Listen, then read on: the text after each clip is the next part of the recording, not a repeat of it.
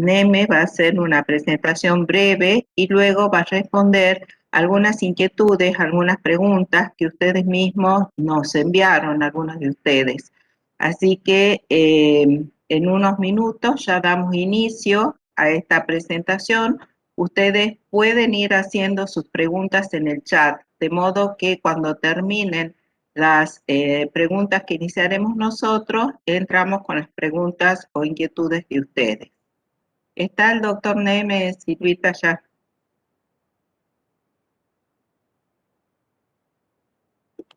Hola, Santiago. Hola Santiago, ¿cómo estás? ¿Cómo estás? Hola, ¿cómo están? ¿Me escuchan? Sí, perfectamente. Ok. Perfectamente. Yo estoy terminando el Esa- consultorio, son las 4:30 de la tarde acá en Seattle. Bien, bien. ¿Estás terminando recién? ¿Querés que esperemos un ratito? No, ya terminé. O sea, Bien, ya bien. terminé. Bueno, cuando vos nos digas, nosotros tenemos acá puesta la presentación, que vos nos enviaste. Ok. ¿Está bien que esa o le hiciste alguna modificación? Si querés la bajo y presentamos una tuya, si no, dejamos esta. eh, yo puedo poner a la mía para que yo pueda moverla. Yo no uso WebEx mucho. Quiero ver cómo la... A ver, espera que yo la saque a esta. Hola, Silvia. Santiago Neme, soy argentino. Yo nací en Tucumán y viví en Tucumán hasta que terminé mi carrera de médico. También mi adolescencia viví acá en Estados Unidos.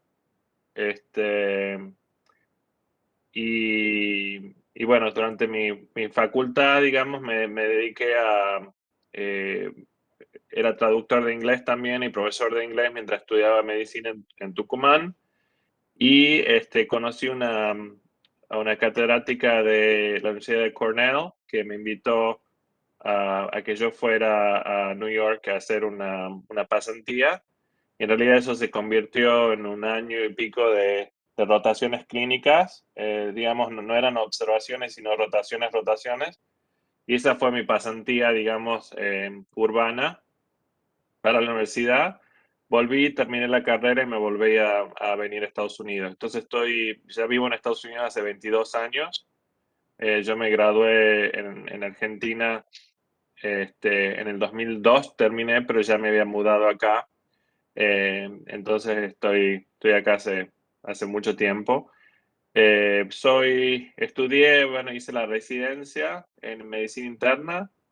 Después hice un posgrado en infectología. Acá en infectología son 3 años, medicina interna son 3 años, y también hice un máster en salud pública en epidemiología, todo en la Universidad de Washington.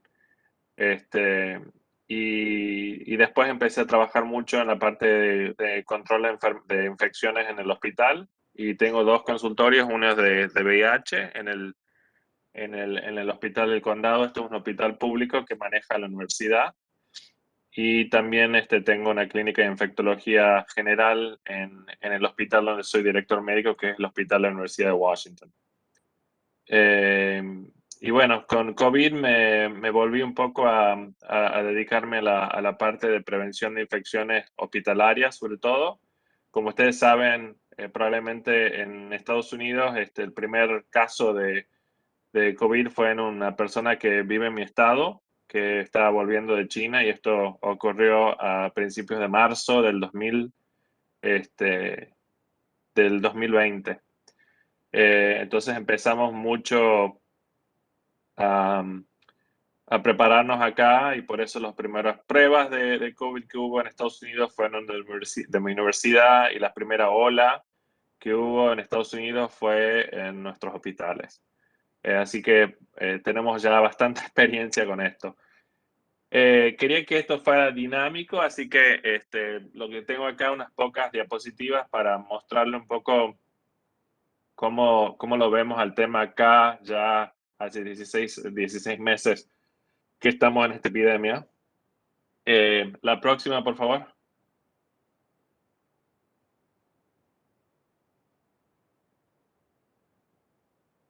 Sí, entonces este es un gráfico que a mí me gusta mucho, es del New England Journal of Medicine, que se publicó el año pasado. Y en realidad lo lindo que tiene es que incorpora muchas de las cosas que creo que todos los clínicos tenemos que saber y entender. Están, digamos, las características, el diagnóstico y el tratamiento del COVID-19 según la fase o gravedad de la infección. Entonces sabemos que esta es una infección que en el 30% de los pacientes no tienen síntomas y por lo tanto eso tiene un gran impacto en la transmisión de este virus que hemos determinado que es sobre todo o primariamente o principalmente por el aire.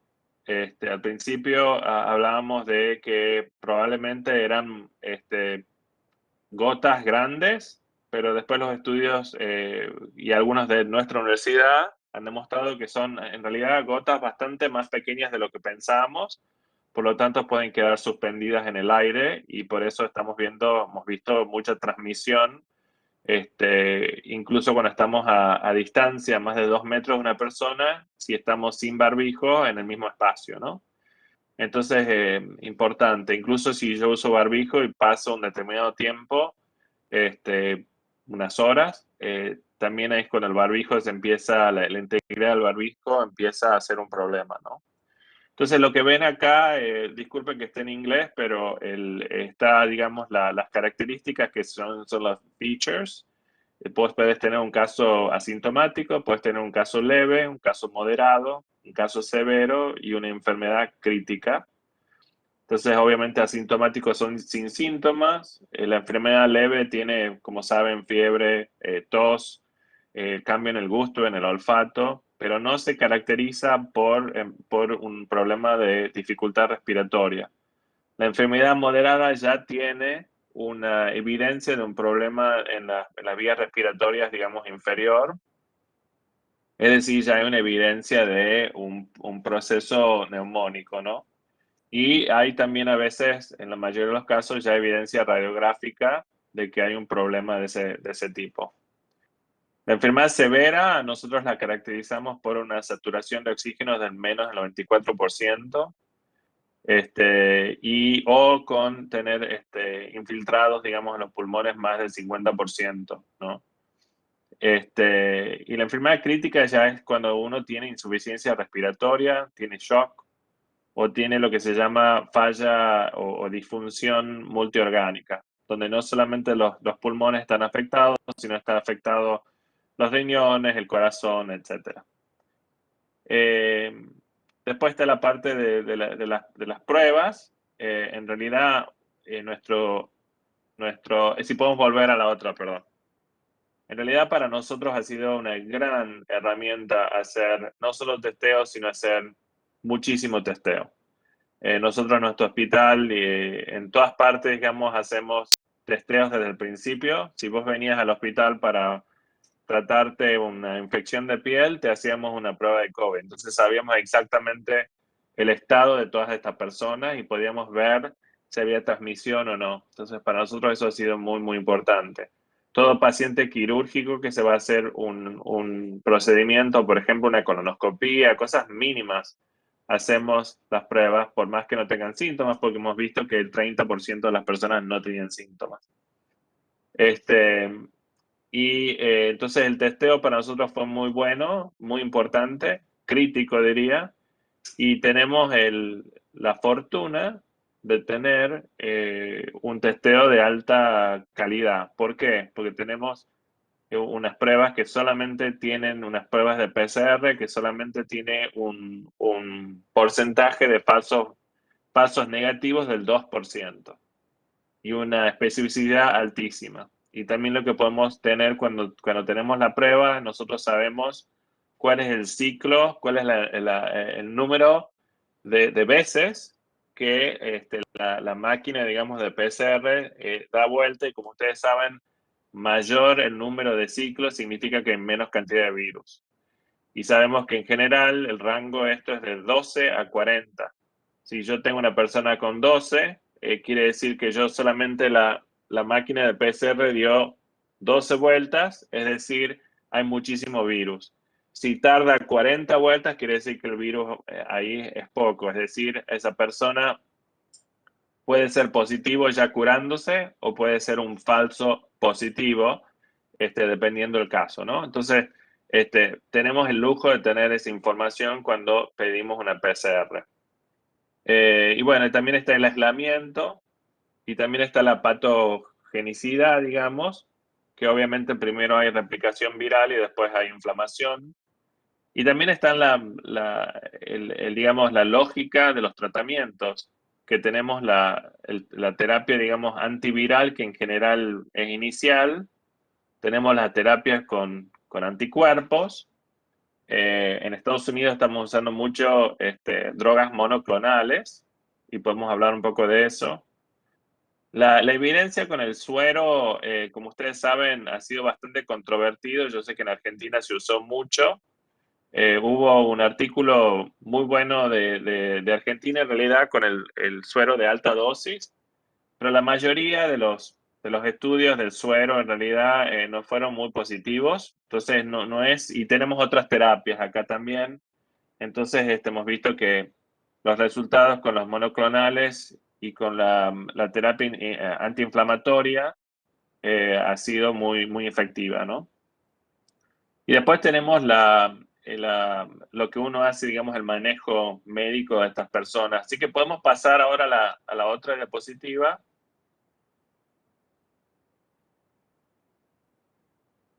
Y esta a mí me parece una buena... yo en realidad esta información le doy a todo paciente que se diagnostica. ¿Por qué? Porque ¿cuáles son realmente las indicaciones de la emergencia, no? La mayoría de las personas con COVID hablamos de más del 80%, para tener una enfermedad leve o asintomática y que no requieren nada y que nunca las saturaciones de oxígeno caen. Pero sabemos ahora por varios estudios que la saturación de menos del 90% es un signo bastante importante de deterioro en el paciente. Y por lo tanto es importante decirle al paciente que se controle esto y que venga a la sala de emergencia para evaluar si tiene alguna de esas cosas. Entonces la primera pregunta es si tiene alguna de esas cosas, sí o no. Si es no, lo puedo evaluar a esa persona en una clínica si es necesario. Muchas cosas, como ustedes saben, hacemos por teléfono. Si el paciente tiene síntomas generales como fatiga, un poco de mareo. Ustedes saben, los dolores de cabeza son increíbles en algunos pacientes, pero se mejoran con antiinflamatorios. Entonces, en general, ese paciente es un paciente que lo podemos evaluar tranquilamente en una clínica. Y después vemos si tiene problemas respiratorios o si tiene, por ejemplo, lo que se llama ortostasis, es decir, el paciente está un poco mareado porque tiene una presión arterial, digamos, parado, que es baja. Si hay alguno de esos, bueno, tengo que seguir evaluándolo un poco en persona, ¿no? Entonces nosotros hemos lanzado mucho de nuestro monitoreo es por lo que llamamos telemedicina, y que incluso el gobierno ahora nos paga por hacer la visita por telemedicina. Es decir, no es uno puede, digamos, mandar la cuenta al seguro del paciente y nos pagan por una visita por teléfono y por una visita por video. Pero a veces uno tiene que examinar al paciente, etcétera, entonces necesita venir, digamos, a vernos. La próxima, por favor. Aquí realmente está a mí me gusta mucho esta tabla porque habla un poco de las pruebas, ¿no? O sea, en general tenemos tres tipos de pruebas. Tenemos las pruebas, digamos, moleculares, que son las PCR que estamos hablando, que son, digamos, el diagnóstico ideal, digamos, primario que uno tiene, que tiene muy buena sensibilidad y especificidad, por lo menos la que estamos usando en nuestro laboratorio, que la conozco muy bien. La serología tiene mucho menos espacio en Estados Unidos. ¿Por qué? Porque tiene muchos problemas esta prueba. Tiene falsos positivos, también tiene falsos negativos. Y también sabemos que a los 90 días de haberse infectado una persona, la cantidad de anticuerpos baja muchísimo. Entonces yo me puedo perder esa fase y creer que el paciente nunca tuvo COVID, ¿no? Entonces, en la serología, nosotros hicimos un estudio y hemos visto a todas las personas, a todos los empleados del hospital, y algunos que habían tenido COVID confirmado con PCR y síntomas y todo, les salió negativo. Entonces es una prueba que para mí tiene poca utilidad en realidad. Y sé que en Argentina mucha gente me pregunta, ay, me hago el anticuerpo, me hago el anticuerpo. Nosotros hemos visto que los anticuerpos, la serología no tienen mucho lugar ni siquiera con las vacunas. ¿Por qué? Porque sabemos hoy en día, y esto en realidad lo sabemos hace mucho tiempo, que en la inmunidad tenemos una inmunidad humoral y celular. Y la inmunidad humoral, la de los anticuerpos, es una parte de esto, pero no tiene la predominancia de la inmunidad celular, que en realidad es como yo recuerdo, tengo las células estas que en inglés se llaman de memoria, que yo puedo acordarme que he tenido esta reacción y realmente reclutar más células y defenderme, ¿no? Entonces, la inmunidad celular es tan importante que a mí realmente la prueba de anticuerpo cuando viene después de una persona que se vacuna, en realidad no me da mucha información.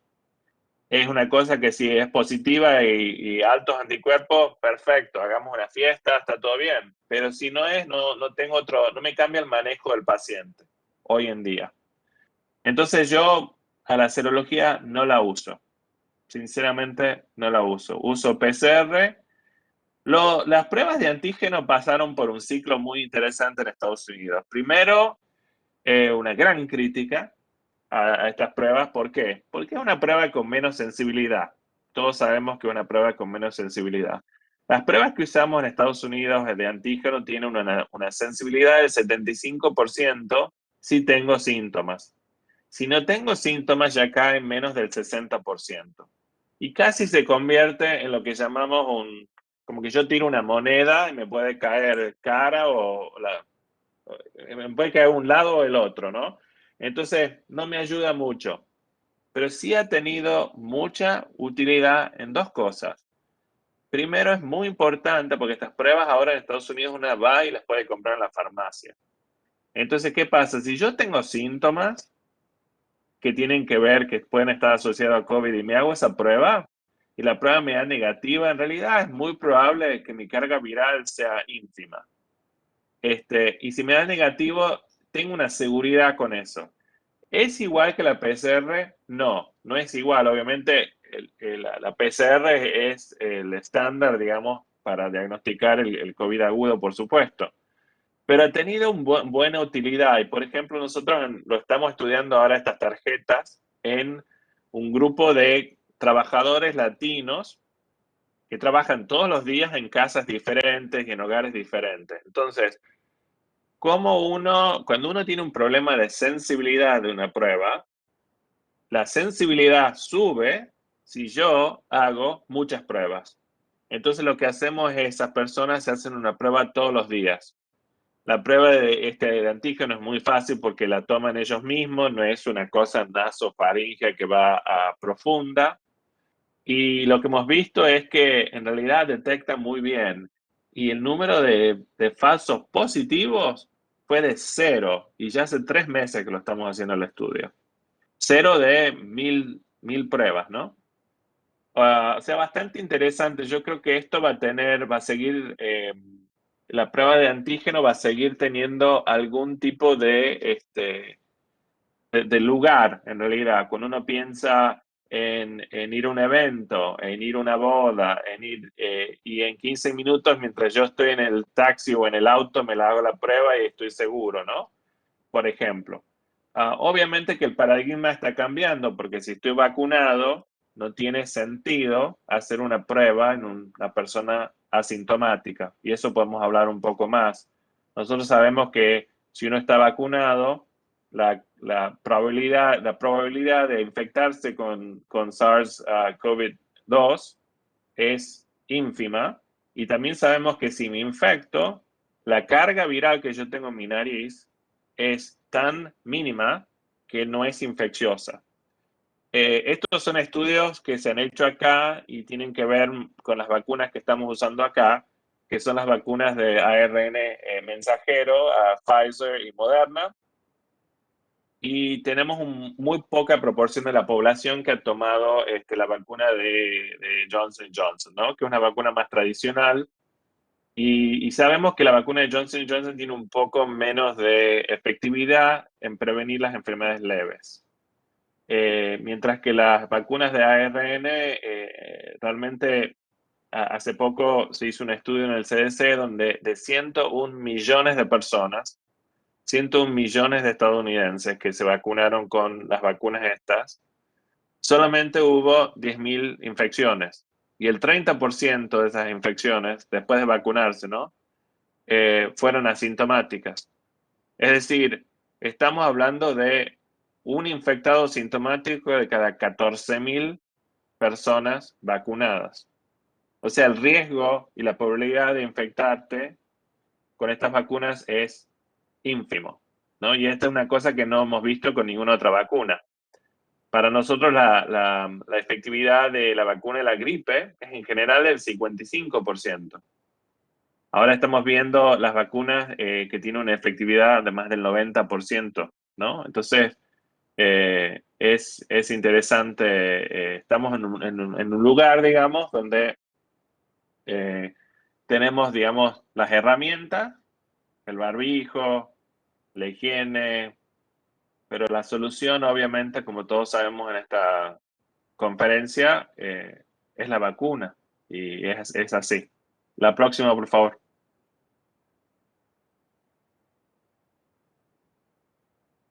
En realidad, esto es del Instituto, digamos, Nacional de Salud de Estados Unidos.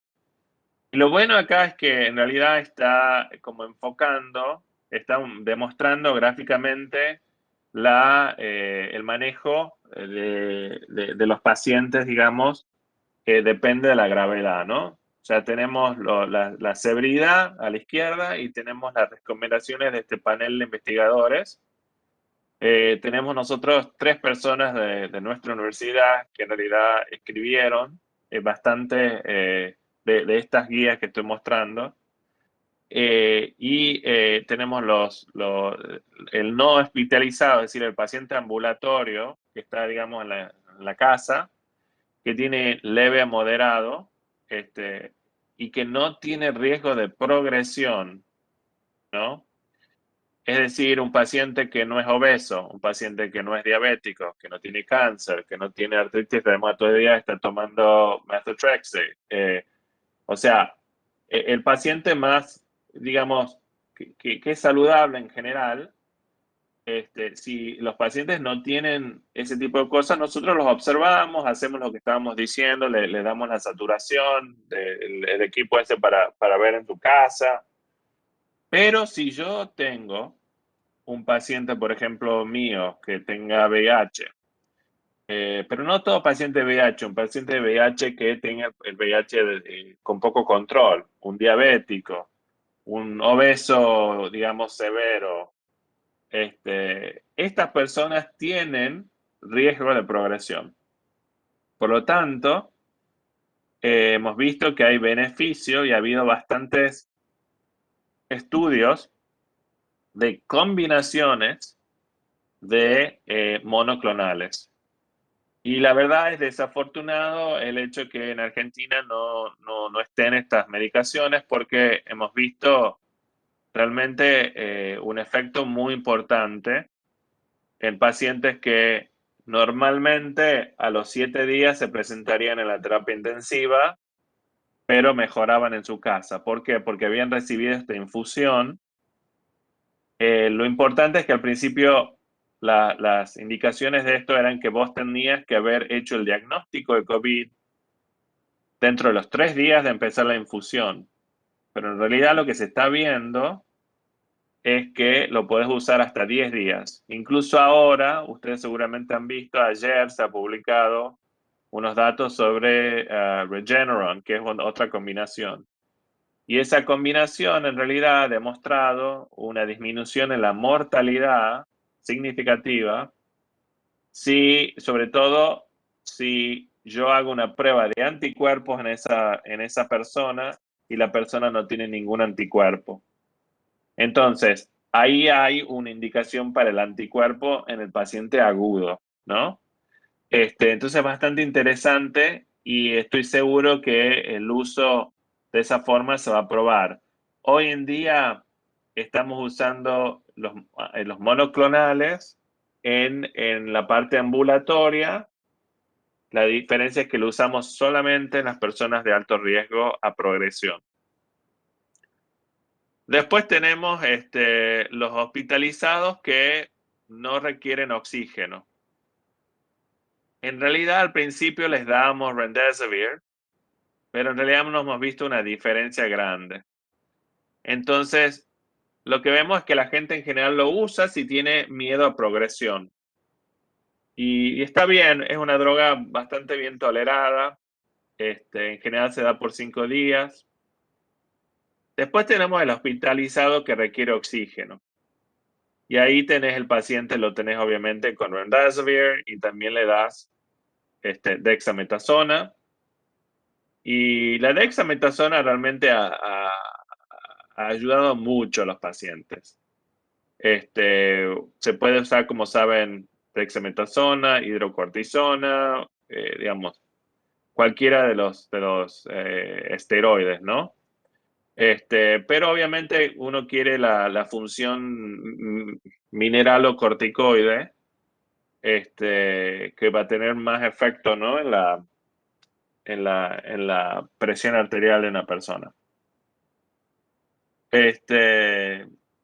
Después tenemos el hospitalizado que no solamente necesita oxígeno, sino se está, digamos, yendo, digamos, está peor. Y ahí es donde utilizamos una droga que ha sido controvertida al principio, que es esa droga, nosotros decimos tocilizumab.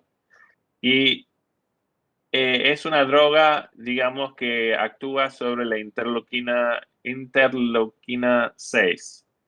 Entonces lo que hacemos es, hacemos una prueba de IL-6 y en general tarda unas 4 horas en volver y vemos el nivel de la prueba, del valor, ¿no?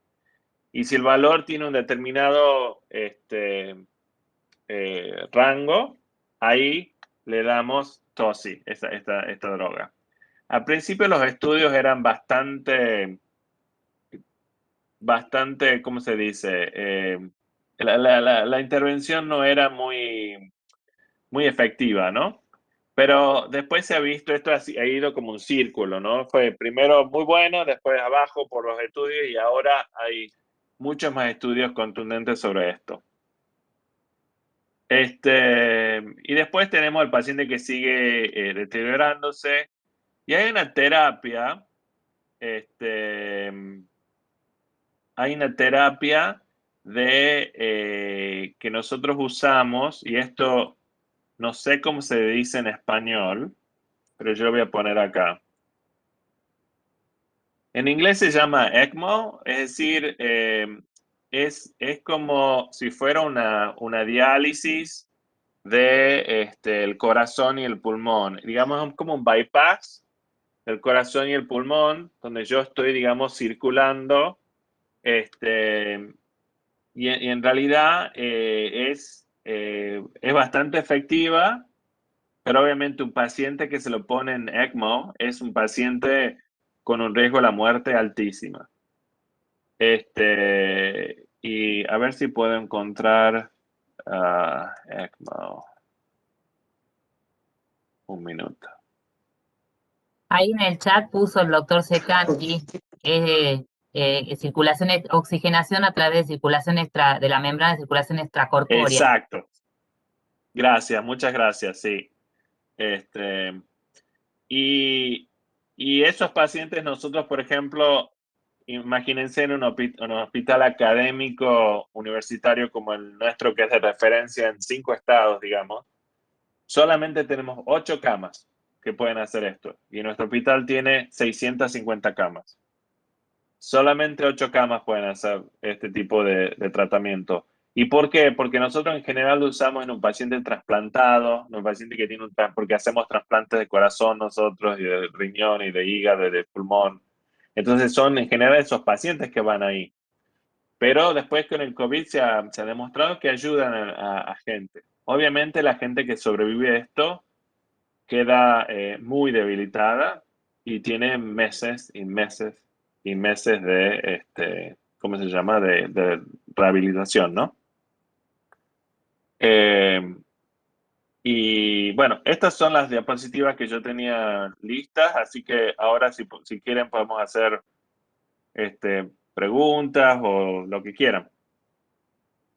Muchísimas gracias, Santiago. Bueno, antes que iniciemos las preguntas, la verdad que agradecerte personalmente por tu generosidad y por la forma tan coloquial que nos ha ido contando toda esta historia.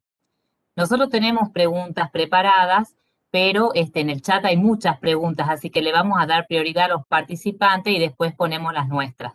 Así que dejo de compartir un ratito para que veamos los del chat. Sí, perfecto. A ver, empecemos de arriba. Y ahí te Muchos están algunos saludos. que te conocen, te saludan. Sí, Sí, Julieta Vilar. saludos. Y ella pregunta de las vacunas en menores de 18. Bueno, eso está generando mucha ansiedad acá porque Y te sí, imaginarás. bueno, nosotros tenemos la suerte de que tenemos ya una vacuna aprobada para los mayores de 12 años, que es la vacuna de Pfizer. Eh, y la vacuna de Moderna acaba de pedir autorización para eso. Y sabemos que la vacuna de Pfizer va a terminar sus pruebas para la edad de 2 a 12 a principios de septiembre. ¿Por qué? Porque ahí es donde empiezan las clases acá. Recuerden que es el hemisferio norte, entonces estamos ya por entrar al verano, donde no hay clases, y después, tipo el 15 de septiembre, empiezan las clases. Entonces hay mucha ansiedad sobre el comienzo de clases. Lo que obviamente escucharon es que hubo una alarma o una preocupación acerca de los casos de miocarditis. En realidad, en nuestro hospital empezamos a observar eso, de que había pacientes jóvenes que se habían vacunado de edades tipo 17 años, 16 años, que habían recibido la vacuna de Pfizer y que se desarrollaron unos casos de miocarditis o miopericarditis. Lo bueno de estos casos es que, bueno, muy, muy infrecuentes. Cuando hablamos de millones y millones y millones de personas que se vacunaron hoy en Estados Unidos, 180 millones de personas se vacunaron, y somos 320, o sea, mucha gente. Eh, y se está estudiando el tema, pero lo bueno es que este tipo de problemas en esta gente, en estos jóvenes, es reversible. Es decir, lo que hemos visto es que es muy infrecuente y es reversible. Este, y lo que estamos viendo también es que muchos de los padres ven lo que está pasando con estas variantes emergentes que son más transmisibles ahora, como la variante Delta, por ejemplo, y la probabilidad de tener la miocarditis es tan inferior que optan por vacunar, y es la decisión que yo haría, ¿no? Yo tomaría, sobre todo porque estamos viendo que estos pacientes mejoran. Pero estamos hablando de, nosotros en la universidad hemos tenido solamente 4 pacientes así. Imagínate, o sea, muy poco. Este, realmente no sé de las otras vacunas cuándo se aprobarán para menores de 18 años. Muchas gracias, Santiago. A ver, Acá hay otra pregunta. Bueno, José López García, que te dice orgullo de verte y escucharte nuevamente. La doctora Ana María Zamora dice, ¿está comprobado que la carga viral de un asintomático es tan alta como la del sintomático para ser fuente de contagio? totalmente. El asintomático, a veces tenés, y en realidad te sorprendes. a veces tenés personas asintomáticas con un cycle, ¿cómo se dice? Un cycle time, no sé cómo se dice. Ese número entre 12 y 40 que estaba explicando, ¿no? Sí. Entonces, cuando CT lo los números... llamamos. ¿Cómo? CT lo llamamos. CT, ok, perfecto. Claro, cycle time.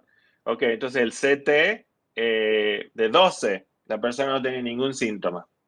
Y esas personas son las personas que diseminan a todo el mundo, ¿no? Y ese tipo de personas es donde, no sé si se acordaron, en la Casa Blanca estaban en el jardín, gente afuera. Y estaban afuera, al aire libre, pero estaban cerca, obviamente. Las sillas estaban muy pegadas. Había muchas personas, había 4 personas con cycle times de 12, 14. Y sabemos que el virus está suspendido en el aire. Incluso en el aire libre estaban ahí, pero estaban tan junta la gente que, sí, no sé, este virus para mí es muy diferente porque en general cuando vemos una persona que contagia con enfermedades infecciosas respiratorias, tienen síntomas, ¿no? Siempre hablamos de la secreción y de todo.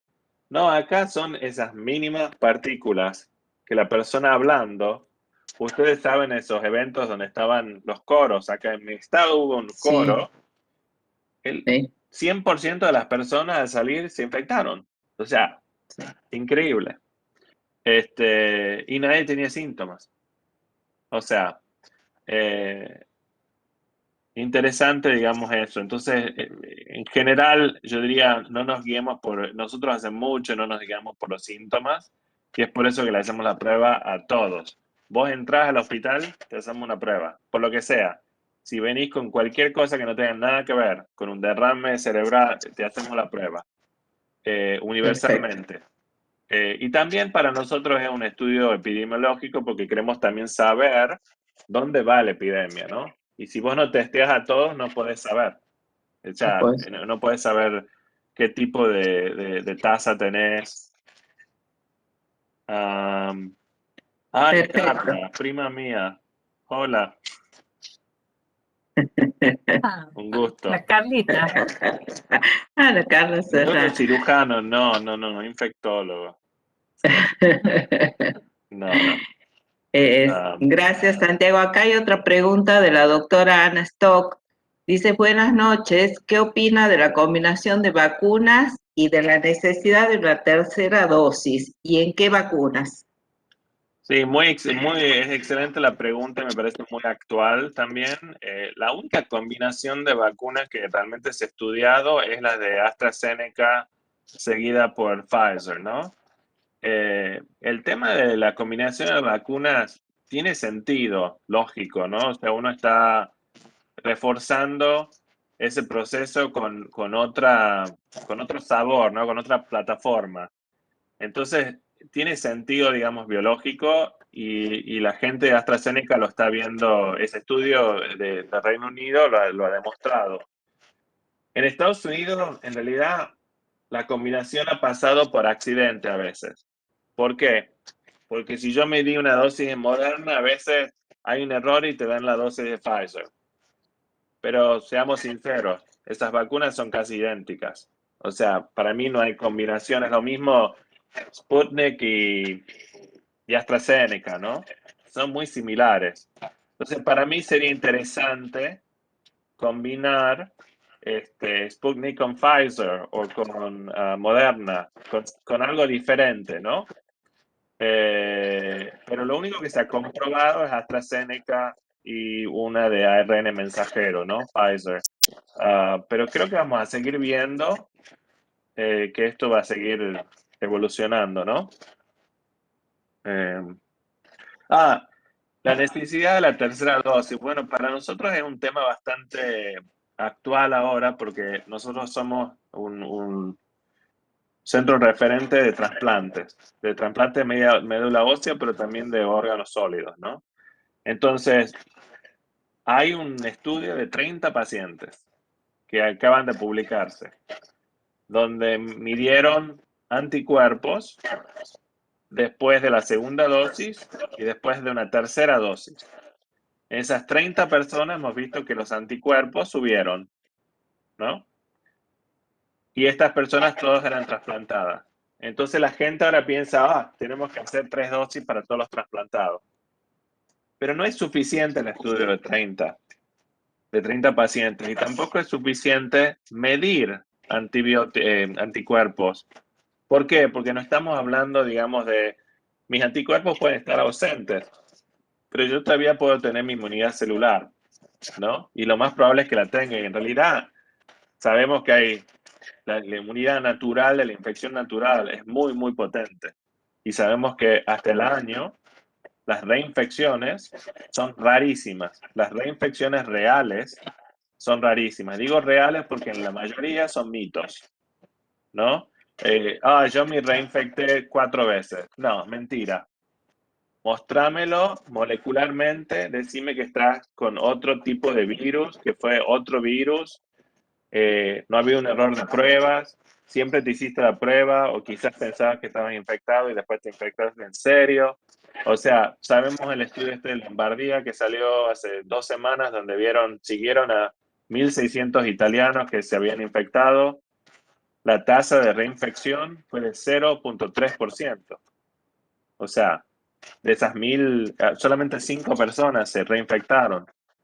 ¿Pero qué? Definieron reinfección como una infección que se diagnostica 3 meses separados. Entonces, es muy importante saber eso porque sabemos que las PCR pueden seguir positivas en pacientes por semanas y también sabemos que el antígeno puede seguir positivo por semanas. Entonces, a mí no me ayuda mucho hacerle una prueba a otra persona dentro de los 90 días. No me sirve. Entonces, ese punto quería poner. Entonces, ¿qué es lo que decimos de esta tercera dosis? Por ahora no hay datos para recomendarlo. No nos olvidemos de la inmunidad celular. Para mí tiene que haber, tenemos que ver qué pasa clínicamente con esos pacientes. Esos pacientes que han sido trasplantados se infectan después de vacunarse, sí o no, y veamos eso, ¿no? Porque en realidad, para mí eso es lo más importante. Porque la inmunidad celular, digamos, es difícil tener una prueba clínica que te diga si tiene o no tiene, ¿no? Entonces, salvo que sea un estudio. Y ese estudio lo estamos haciendo, el equipo de trasplante de nuestra universidad está haciendo un estudio con otras universidades de acá con esos pacientes. Entonces, me parece que vamos a saber la respuesta pronto, espero, porque es un grupo que nos está preocupando, ¿no? Porque, bueno, en realidad, esto no es una sorpresa, ¿no? Las vacunas en las personas trasplantadas no tienen la efectividad de una persona no trasplantada, eso lo sabemos.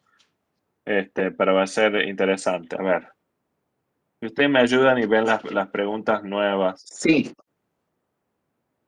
Sí, la siguiente dice, en un paciente con riesgo de progresión moderado, ¿es conveniente iniciar dexametasona? En nuestro medio no es muy accesible el remdesivir. Yo diría, el remdesivir no ha dado, digamos, cuando uno ve los datos del remdesivir, lo único que hace es te acorta un poco la enfermedad, pero no hay estudio de remdesivir que haya demostrado una reducción en la muerte, ¿no? En la mortalidad. Mientras la dexametasona es la droga fuerte. O sea, esa es la droga que ha demostrado una significativa, una diferencia muy, muy importante, ¿no? Entonces, yo no me haría tanto problema por el remdesivir. A nosotros no nos ha dado tanto. Lo que sí, los monoclonales, sería muy bueno tenerlos.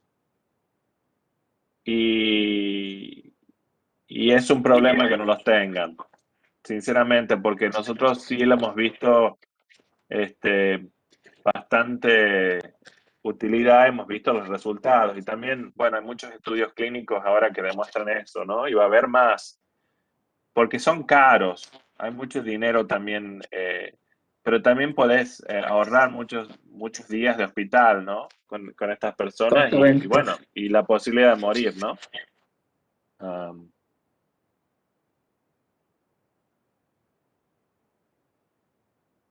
A ver, ¿qué otra?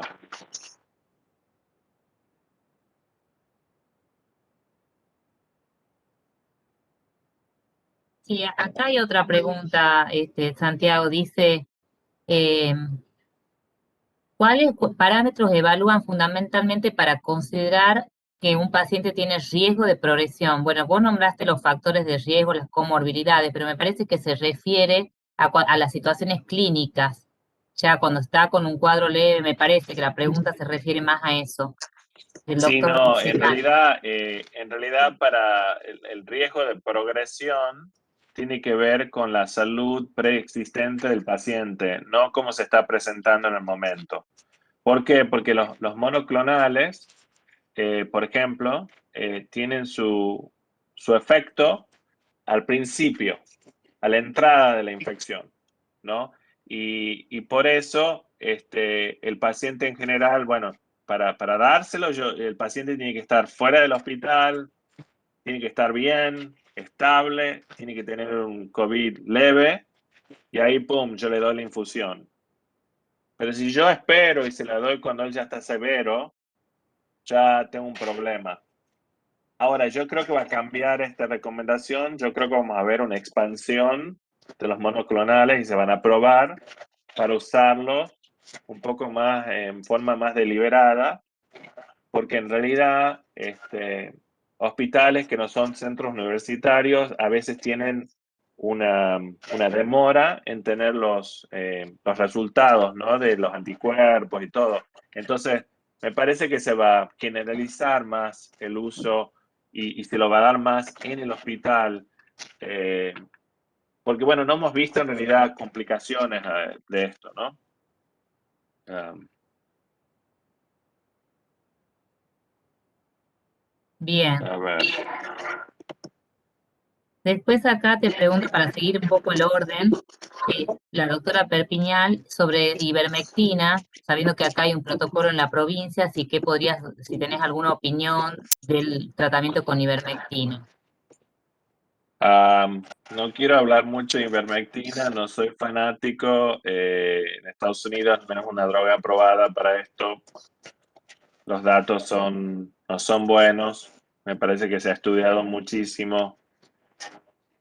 Me parece que es peligroso, en realidad, porque puede haber problemas de reacciones adversas y también la situación que la gente piensa que ayuda, ¿no? Pero no hay ningún estudio clínico que realmente haya demostrado eso. Hay estudios de laboratorio, hay estudios de carga viral, pero yo escucho mucho que hay mucho ivermectina y la verdad me preocupa. La ivermectina tiene su lugar en otras infecciones, ¿no? Pero no en el COVID, es mi opinión. Bien. Después están otras preguntas también de Ana Stock, del tema del tocilizumab y la interleuquina 6. Si están bueno, yo te preguntaría si están dosando para indicar el tocilizumab antes y si tienen un punto de corte. Sí, a ver, el el límite de corte depende del laboratorio, ¿no? Que usen. Por eso si yo le doy un número, um, a ver,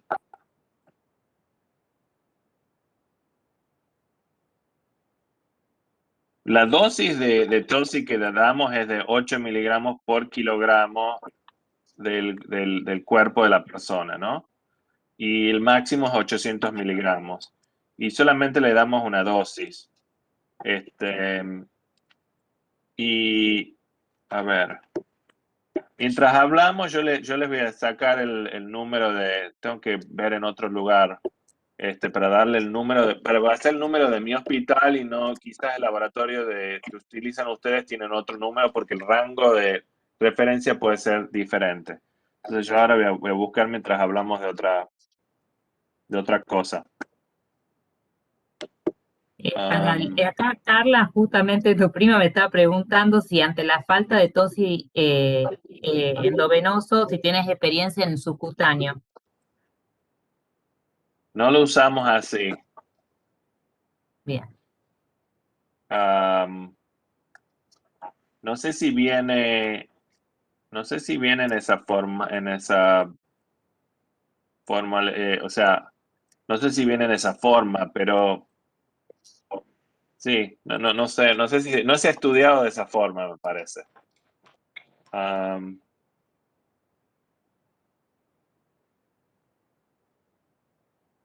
Perfecto. Otra pregunta.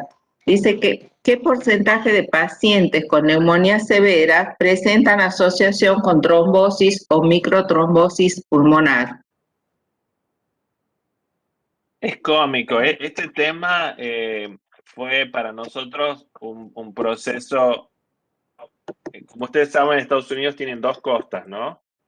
Y las infecciones de la costa oeste se originaron en Asia, ¿no? Vino esa persona de mi estado. Las infecciones de la costa este vinieron de Europa.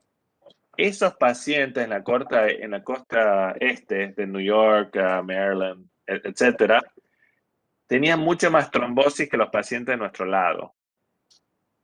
No sabemos bien por qué, pero nosotros en nuestros estudios no hemos visto muchas trombosis. Le hacíamos CTA a todos los pacientes y no veíamos eso. Nosotros no hemos visto mucho de eso, pero la patología trombótica fue muy elevada en la costa oeste. No sé la razón, creo que tiene que ver con quizá alguna variante, algún tipo de fenotipo diferente, ¿no? Pero nosotros en realidad no hemos visto tanto de eso.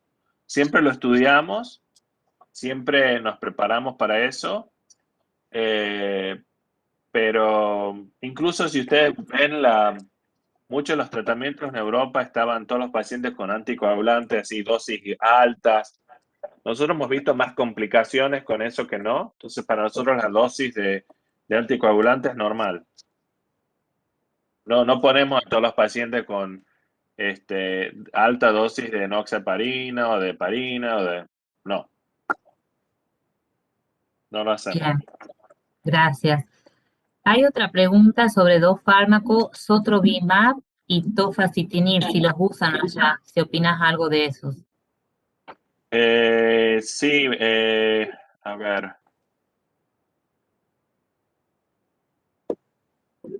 No son los que están aprobados en mi hospital, son los que tengo del NIH que acabo de mostrar. Lo que podemos hacer después, podemos pasar a las diapositivas, porque esos nombres son bastante difíciles. A veces en los hospitales tenemos contratos con farmacias diferentes. Yo sí vi que en la costa este lo usaban a la combinación. Sí, no, sí se usan. Sí, pero no lo tenemos en nuestro hospital. Tenemos otro tipo, ¿no? Perfecto. Hay una pregunta respecto de post-COVID, Santiago.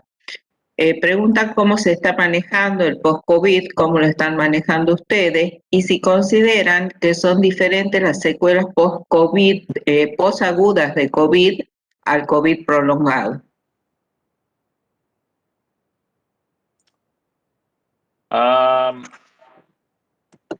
Es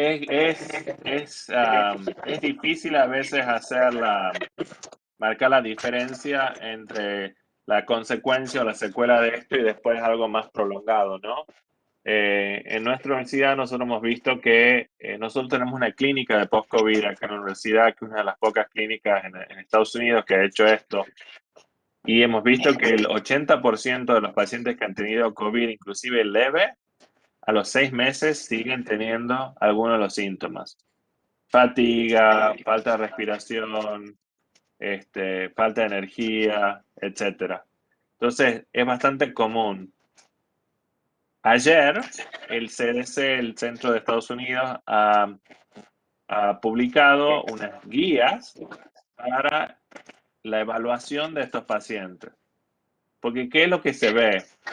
Hay mucha gente, muchos médicos, que creen que el haber tenido COVID significa que te tengo que hacer una tomografía, una ecografía, una colonoscopía, y es ridículo. Eso totalmente me parece que es un mal uso de la medicina, mal uso de recursos.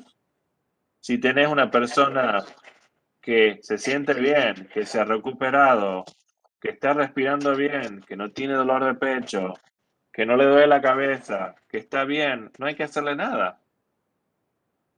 No hay que hacerle, o sea, nosotros no le hacemos nada. Esas personas no vienen a la consulta. Esas personas es como que se recuperaron de la gripe, ¿no? Y esos son el 80% de las personas. Y después tenés la gente con arritmias, con esto, con lo otro. Esas son cosas que se tienen que evaluar. Lo que podemos hacer después de esto, les mando el documento en realidad es muy detallado, donde van a poder ver qué tipo de pruebas se recomiendan para tal persona, ¿no? Y yo creo que les va a gustar mucho las guías estas porque están muy bien hechas. Así que, sí. Excelente, muchas gracias, Santiago. Mira, yo te voy a hacer 3 preguntas que pone acá Gabriela, que están vinculadas como el control de infecciones, que vos contaste que estás haciendo. ¿Cuánto tiempo queda el virus en el ambiente hasta que, bueno, pone hasta que cae o hasta que desaparece? El uso de un solo barbijo quirúrgico, si es seguro, y también puso, quisiera saber si el virus queda en los objetos. Sí, me parece que tenemos que distinguir el hecho que yo haya SARS-CoV-2 en mi escritorio, o en la mesa, o en el teléfono. Molecularmente lo puedo detectar. Pero la pregunta acá ¿es infeccioso esto o no? ¿Me contagio o no? ¿Es suficiente esa carga viral para que yo me contagie? Y lo que sabemos ahora es que a pesar de que este virus pueda estar en un objeto por días, a veces horas, por ejemplo en metales por 8 días, sí, puedes detectar una partícula de ADN de este virus, seguro. Pero la pregunta es, ¿eso tiene algo que ver con la transmisión, digamos? Y lo que hemos visto, hemos demostrado que esto es un virus de transmisión aérea y tiene que ver que la gente te está hablando y que estas partículas se difunden. Entonces, por eso es tan importante la ventilación. Es tan importante la ventilación de un ambiente, es tan importante el barbijo. ¿Por qué es importante? El barbijo es muy importante porque también se ha demostrado, este estudio no se hizo en mi universidad, pero se ha demostrado que el barbijo lo que hace es disminuir la carga viral que se presenta a mi organismo. Y sabemos que, como en toda infección, cuanto mayor la carga viral, mayor la severidad de la infección, de la enfermedad, ¿no? Entonces, por eso no es lo mismo que yo me infecte teniendo un barbijo en mi cara que no teniéndolo. Entonces, para mí eso que sí, la gente dice, yo me infecté pero con barbijo y todo. Sí, pero la pregunta es, ¿qué te pasó? ¿Terminaste en el hospital? ¿Terminó esa persona muerta? Y la respuesta en general es no. Entonces, el barbijo para mí tiene esa importancia. El tema de la ventilación en nuestro hospital es muy importante y nosotros medimos lo que se llaman los intercambios aéreos, digamos, de todos los lugares. Al principio estábamos obsesionados con la limpieza, los teléfonos, los teclados, estudio tras estudio tras estudio ha demostrado que eso es mucho menos importante. Hay que modificar el aire y hay que poner membranas para que la gente no se contagie. El tema de los barbijos, como ustedes saben, ha dado vueltas, vueltas y vueltas en Estados Unidos. Nosotros, en nuestra universidad, nunca, hasta esto hace 2 meses, estamos hablando de 14 meses en la pandemia, nosotros empezamos a requerir el uso obligatorio de respiradores N95. La única razón por la que hicimos es porque hubo una regulación federal por la cual nosotros debíamos hacerlo. Pero por meses, y estamos hablando con los picos más altos de Estados Unidos, nuestra gente, nuestros trabajadores, yo, teníamos ¿cómo es? El barbijo quirúrgico de 3 capas. Esto tiene 3 capas, con un muy buen calce. ¿Por qué? Porque le hacemos esto así. Un muy buen calce y lo que le llamamos protección de ojos, ¿no? Pum. Entonces, esto es ¿cómo se dice? Nuestro uniforme para estar dentro del hospital y ver pacientes. Ahora, si yo tengo una persona en aislamiento, ahí me pongo el traje, ¿cómo se dice? El gown, no sé. Me pongo algo para cubrirme mi delantal, guantes, obviamente, y después me cambio mi máscara cuando termino de ver a esa paciente y me pongo una nueva. Pero estoy ahora yo en mi clínica, ¿no? En mi consultorio, entonces que me pongo estas 2 cosas nomás. Para todo paciente. Ahora me dicen, Mengano está tosiendo. Lo pongo en una habitación, me pongo esto, pero también me pongo el traje, de plástico, ¿no? Y me pongo los guantes y punto.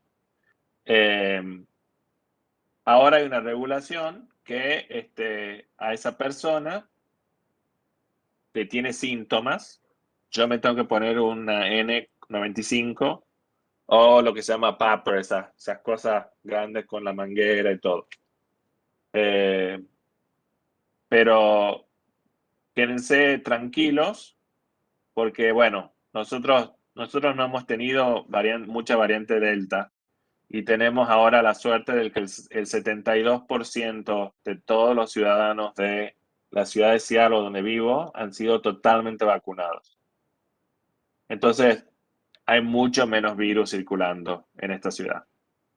Pero cuando hablamos de la variante de Inglaterra, cuando nosotros teníamos los picos nuestros,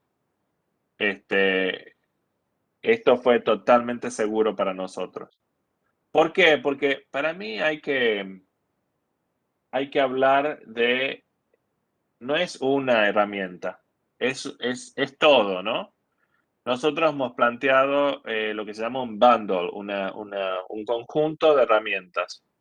¿Por qué? Está la higiene de manos, está el barbijo, está la protección de los ojos, está la distancia, está la ventilación, está la investigación, está la vacunación. Todas esas cosas a mí me dan las herramientas para yo protegerme y proteger a nuestra gente. Nosotros en realidad lo que hemos visto es que nuestros médicos y enfermeros en realidad se infectaban a una proporción muy ínfima comparado con la población general. Entonces, estar dentro del hospital era más seguro que estar afuera. Y eso era realmente lo que eso era nuestra meta, ¿no? Que el hospital sea el lugar seguro. Hubo infectados, pero hablando de 30.000 personas que trabajan en el hospital, hubo una sola persona que murió, ¿no? O sea, es bastante, y no sabemos en realidad si murió por COVID o por otros problemas porque tenía un paciente con riesgo con otras cosas, ¿no? Pero obviamente mucha gente se enfermó, pero estábamos hablando de el 3% de las personas en lugar del 7% de las personas, ¿no? Nosotros no usamos la KN95, nosotros usamos un producto de 3M, se llama N95. La KN95 es muy buena. Hay una coreana que se llama KF94, muy buena. Pero en realidad lo que más importa de un barbijo son 2 cosas. El número de capas, ¿no? Y el calce. El calce es primordial porque si yo no le hago estos nudos, a mí me queda esto como suelto. Y es lo peor. Entonces, si no tenés una quirúrgica, yo cuando salgo a la calle y no tengo esto, por ejemplo, me pongo 2 de tela. ¿Por qué? Porque tengo que tener 2 capas. 2 o más capas. Entonces yo me pongo 2 de tela. Y punto. O me pongo la de tela y le pongo algo, otra tela adentro en el sobre, digamos. Y eso pero el calce, tiene que ser ideal. Perfecto, clarísimo, Santiago. Pasamos a otro. ¿Hola? ¿Otra Sí, pregunta? ¿escuchaste? Sí. No, no se ¿Cuál es escuchó el rol? bien. Ah, bien, perfecto. ¿Cuál es el rol de la antibiótico terapia en el paciente crítico? Yo diría, hay que usar el sentido común en esto, ¿no? Para mí hay mucho uso de antibióticos en el COVID. La gente ve un infiltrado y se asusta, pero no nos olvidemos que el COVID es una enfermedad viral. Yo espero ver un infiltrado. Yo espero que haya una neumonitis, ¿no? Una inflamación. Obviamente, si yo veo una cosa focalizada, el paciente tiene esputo, el paciente está peor, etcétera, bueno, tengo probablemente un problema bacteriano. Pero nosotros no le damos antibióticos así como si nada. No, nosotros en realidad lo que vemos es que tenés que hacer el diagnóstico de una neumonía bacteriana. Porque si lo único que tenés es una neumonía viral, el antibiótico lo va a poner peor al paciente y también la emergencia de resistencia. Y entonces, nunca, para nosotros siempre vemos hay que estudiar el tema, ¿no? Entonces, si un paciente de pronto empieza a bajarle la presión arterial, empiezan las saturaciones a bajar, que está peor, bueno, sí, le demos una dosis de antibióticos y le hagamos un estudio, lo llevemos a la tomografía, le hagamos los cultivos, y veamos, porque puede ser una infección urinaria quizás, puede ser un problema de trombosis, puede ser. Entonces, no está mal dar una dosis de antibiótico, pero mientras estudiamos, pero tenemos que evaluar y realmente decidir, ¿es un problema bacteriano o es solamente inflamación? Y a veces es complicado, pero me parece que es bueno tener estas charlas con los pulmonólogos, el equipo de la terapia intensiva y decidir juntos, ¿no? Nosotros, desafortunadamente en Estados Unidos hemos usado ya bastante antibióticos y tenemos bastante Clostridio difficile, una bacteria que emerge, ¿no? Con los antibióticos.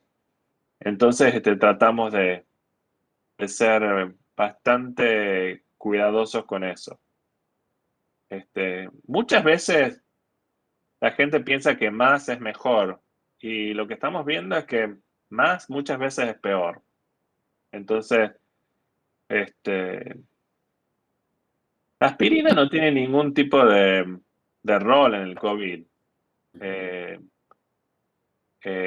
para nosotros, ¿no? O sea, la aspirina no tiene ningún efecto en los problemas de trombosis venosas tampoco, ¿no? O sea, no es buena en la parte arterial, en la parte cardíaca, pero ponerle aspirina a una persona en corticosteroide que le estamos, o sea, eh, me parece que es complicarlo. La vitamina D, en realidad, la investigación de vitamina D es un poco suave, ¿no? Y me parece que tiene mucho más lugar en la prevención que en el tratamiento agudo. Por lo menos, no hay suficiente evidencia digamos, justificar el uso, ¿no? Este, sí, hubo buenos estudios de vitamina D, pero eran todos más de prevención. Me parece que cuando uno está dando a un paciente corticoides así sistémicos, fuertes, darle puff de budesonide no tiene mucho sentido. porque estás, digamos, estás dando, es como que yo te dé un antibiótico y te ponga también una crema de antibiótico. Para mí estamos duplicando y aparte puede traerle problemas a la persona. No hemos visto, digamos, diferente. La colchicina, no hay datos, digamos, para... Y la colchicina a algunos pacientes puede hacer sentir horrible. O sea, la colchicina, mucha gente le da diarrea horrible. O sea, si no hay datos, no... La, la cantidad de dexametasona que necesitas es bastante poco. O sea, nosotros en general no damos esos bolos de corticoides. También a veces tenés problemas con el azúcar, el manejo del azúcar del paciente. Entonces,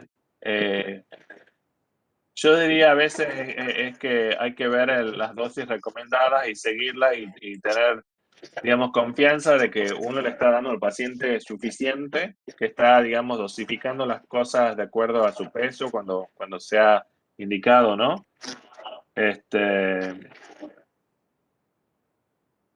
Lo mismo es, yo sé que el ibuprofeno inhalado se está estudiando en Argentina.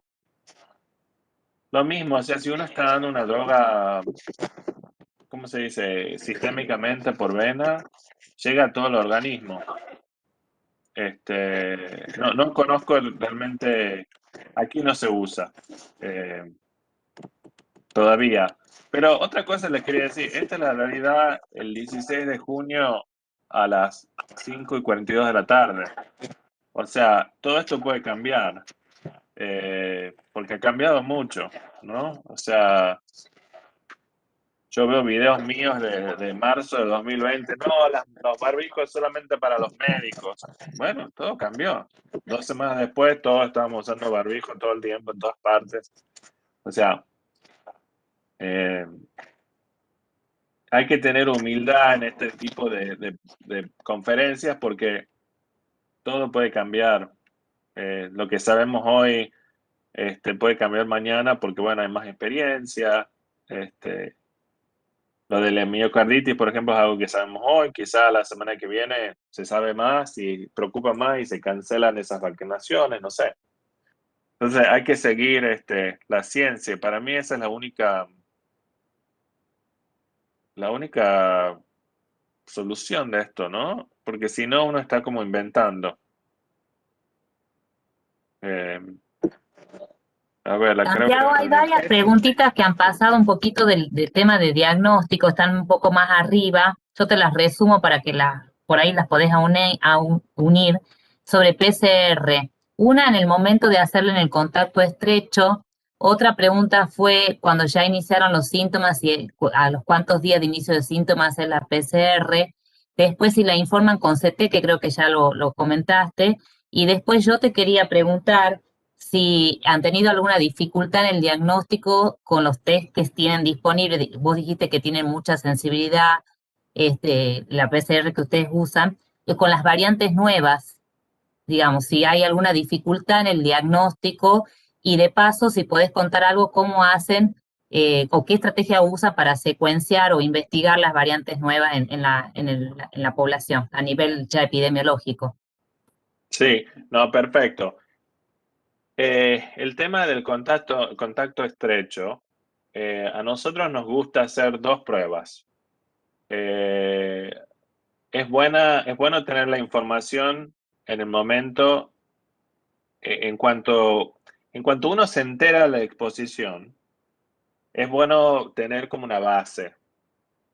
La mayoría de esas personas testean negativas, pero a veces, viste, tuvieron un contacto hace 3 días y la primera prueba da positiva. Eso no cambia la cuarentena de esa persona, ¿no? Obviamente. Pero lo que hacemos es hacemos la prueba, inmediatamente nos enteramos de esta exposición y después la hacemos a los 7 días de la exposición. Tenemos que recordar que esto tiene un periodo de incubación de 2 a 14 días. hay gente que hace la segunda prueba a los 10 días.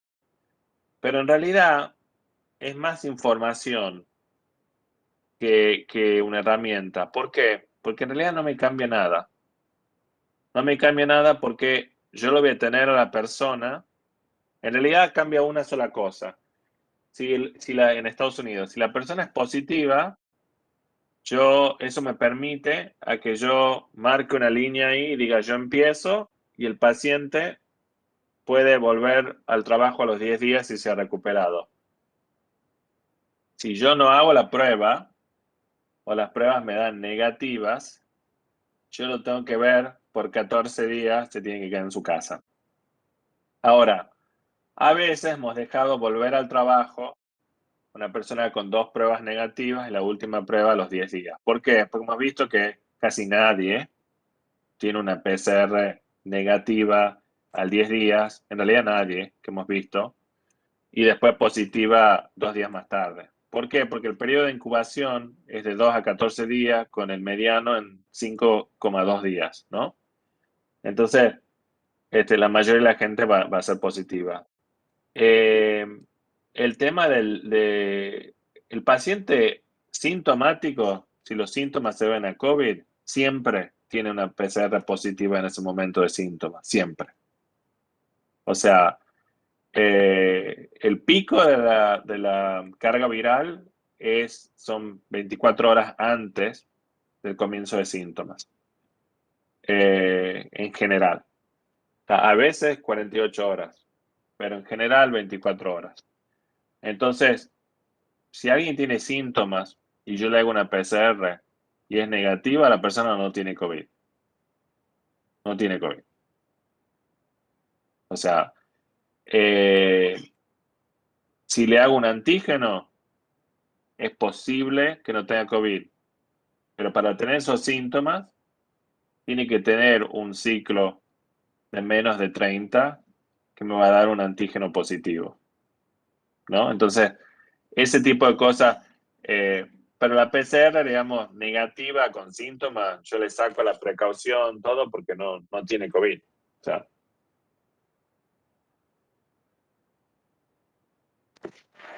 Bien, Santiago, acá hay una pregunta acerca del fenómeno de activación mediada por anticuerpos luego de la vacunación, si ustedes lo están estudiando.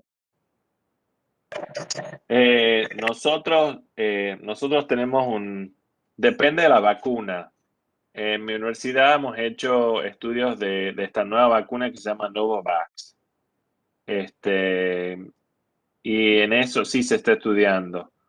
En otros sectores se ha estudiado más. Hay un lugar de acá, de nuestra área, que se llama Kaiser Permanente, y ellos estudiaron ese fenómeno en Moderna, en la vacuna de Moderna.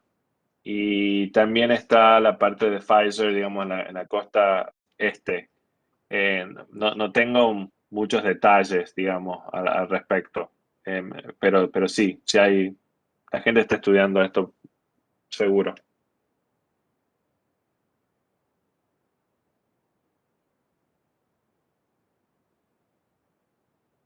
Acá la doctora Peral pregunta si el periodo de incubación de las nuevas variantes sería más corto, porque da como la idea de que empezarían antes los síntomas.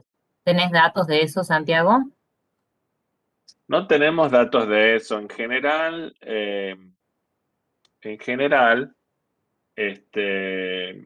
diría que lo que sabemos de las variantes, sobre todo la Delta, es que es más transmisible. Pero no hay datos de que la variante Delta sea más letal, ni que tenga más morbilidad, ¿no? ¿Recuerdan la variante B117? Al principio los ingleses decían, es más transmisible y la letalidad es mayor. No era cierto. Era más transmisible, pero la letalidad no fue mayor. Entonces, no sé en realidad si el periodo de incubación va a ser diferente. Lo que sí sabemos es que es más transmisible. Eh, y es un gran problema porque, como saben, en el Reino Unido hay más casos de esos. Y en realidad es como lo estamos viendo en Estados Unidos. las variantes van a ser un problema de los no vacunados. Esto se transformó acá en la epidemia de los no vacunados. Todas las personas en mi hospital ahora que tienen COVID tienen una cosa en común: no se vacunaron. Y no es porque Hay no una, tuvieron la oportunidad, porque ahora hay muchísimas vacunas, no necesitas turnos, están en la farmacia, están en el supermercado, están en mi clínica, están en todas partes, tenés opción. Pero bueno, ese es ahora me estoy dedicando yo específicamente a ese trabajo, a tratar de concientizar a la gente, informarlas y hablar de esto para que se vacune más gente. excelente, sí, hay que difundir nada más. Escucha, acá hay una pregunta de la doctora Pilar Cabrera, sobre embarazadas críticas. ¿Cuál es tu experiencia en embarazadas críticas? Sí, y después preguntó de las nuevas variantes, que mayor mortalidad en ese grupo de embarazada y si se usa tocilizumab en embarazada, o sea, específicamente en ese subgrupo poblacional. Nosotros hemos tenido, por suerte, muy pocas embarazadas críticas, no hemos tenido ninguna muerte.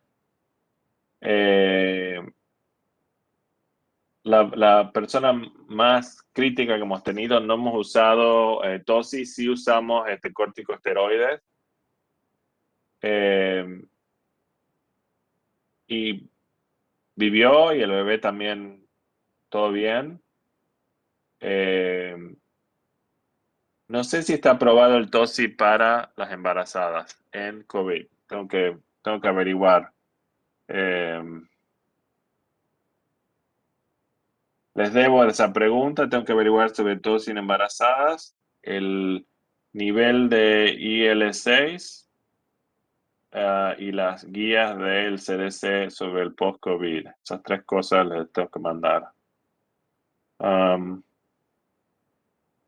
Te das con tarea, Santiago. Tarea para la casa, lo único que falta. Ujú. Los esteroides acá se dan por 10 días. O si al paciente se le llega a dar de alta antes, se los corta ahí. Pero en general diría la gran mayoría de 10 días. Bien, acá hay otra pregunta, Santiago, en el chat, que dice que en Argentina estamos viendo más complicaciones y mayor internación en pacientes jóvenes. Si esto puede ser atribuible solo a que la mayoría no tiene antecedentes de inmunización. Nosotros vimos exactamente lo mismo. Yo les diría, en enero. ¿Se acuerdan que nosotros acá como ustedes, empezamos a vacunar a la gente a los profesionales de salud primero y a la gente mayor, ¿no? Y para nosotros esto se dio vuelta, donde pasó de ser una epidemia que mató a mucha gente mayor. La gente, digamos, que estamos viendo en el hospital era mucho más joven. ¿Por qué? Porque no estaban vacunadas. Yo creo que hay, digamos, no sé la epidemiología en Argentina, digamos, realmente, pero si pienso en lo que vimos nosotros acá, a nosotros los pacientes se convirtieron totalmente jóvenes. De hecho, la edad media de los pacientes con COVID en la terapia intensiva para nosotros la semana pasada era de 39 años, muy joven. ¿Por qué? Y bueno, porque casi el 90% de las personas mayores de 65 años en nuestra zona están vacunadas. O sea, ya no aparecen. No solo están vacunadas, se quedan en su casa, usan barbijo,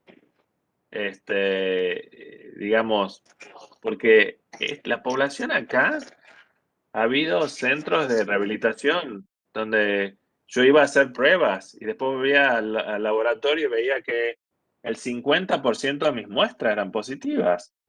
Y después la mitad de esas personas las veía en el hospital. ¿Por qué? Porque tenían 80 años, tenían problemas, etc. Pero esto ha cambiado totalmente para nosotros. Entonces yo creo que en Argentina lo que desafortunadamente están viendo es que los jóvenes tienen mayores exposiciones, están hartos, salen, se ven. Yo todas las fotos que veo en Facebook de Argentina no hay nadie con un barbijo, nadie. Entonces, es preocupante eso. Y también lo que está pasando desafortunadamente en Argentina es que me encantaría a mí que hubiera más monoclonales, que hubiera, qué sé yo, ECMO, cosas así donde se pueda ayudar más a la gente. El Remdesivir es una cosa que, sí, obviamente si lo tenés lo das, pero no es una cosa que yo no subiría una montaña para buscar una dosis. Ahora, los monoclonales en la persona esa de riesgo, paciente con cáncer, que le detecto COVID, bueno, a esa persona le quiero dar yo los monoclonales. Porque a esa persona no le va a ir muy bien. ¿No? Entonces, o pienso que no le va a ir muy bien. Entonces es importante. Y ahora también nosotros, los primeros monoclonales era una infusión de 4 horas. Ahora es 45 minutos con los nuevos. Entonces es mucho más simple, ¿no? Pero bueno, en realidad, como ustedes saben, acá se ha puesto billones de dólares en todo esto, ¿no? Y desafortunadamente los recursos que hemos tenido son muy diferentes, pero también les quiero recordar que acá se murieron 600.000 personas. O sea, muchísima gente. Y se infectaron más de 30 millones, que sabemos, ¿no? Hay lugares de Estados Unidos donde tenemos tasas de vacunación horribles, de 30%. Nosotros vivimos acá en Seattle, es bueno, esta fue la primera ciudad de Estados Unidos que llegó al 70% de vacunado total, o sea, de que han completado la vacunación, de personas de 12 años para arriba. Así que, Bueno, ¿alguna otra pregunta? en realidad ya estamos en Argentina prácticamente a las 22 horas. Santiago, y vos también venís de una jornada de trabajo, así que yo creo que vamos a ir cerrando. Desde ya que te agradecemos muchísimo tu predisposición, nos das una luz en el camino cuando nos hablas de que hay esperanza con los monoclonales, con la vacunación, etcétera, así que vamos a ver la mitad del vaso lleno. Nuevamente decirte que todo el mundo en el chat está agradeciéndote, excelente la charla, seguramente te vamos a molestar una vez más. Por supuesto. Muchísimas Le gracias. dejo el mail, no sé si es, le están pidiendo que deje el mail, justamente, no sé si eso lo incomoda o no. No, ahí lo Y puse. bárbaro. Y Buenísimo. muchísimos agradecimientos, ¿no? Sí. No, de nada, y escriban, y si los puedo ayudar, le voy a mandar esas direcciones de ese tipo de esas guías, porque al menos que, o sea, si no hablan inglés me parece que no importa, porque pueden ver las drogas, pueden ver los números, los nombres. Sí. Así que, ok, bueno, un gusto y encantado de volver si quieren. Muchas gracias. Saludos, gracias. Gracias. Gracias, Santiago. Ha sido excelente. La verdad que nos ayudaste un montón, como siempre. Y bueno, a todos agradecerles a todos los que han participado, los que se han quedado y recordarles que los Ateneos quedan grabados. O sea, para el que no se pudo conectar, están grabados, se suben a las páginas del ministerio y los pueden compartir o verlo en forma asincrónica. Así que bueno, gracias a todos y especialmente a Santiago. Chao, Gracias. hasta luego. Chao, chao.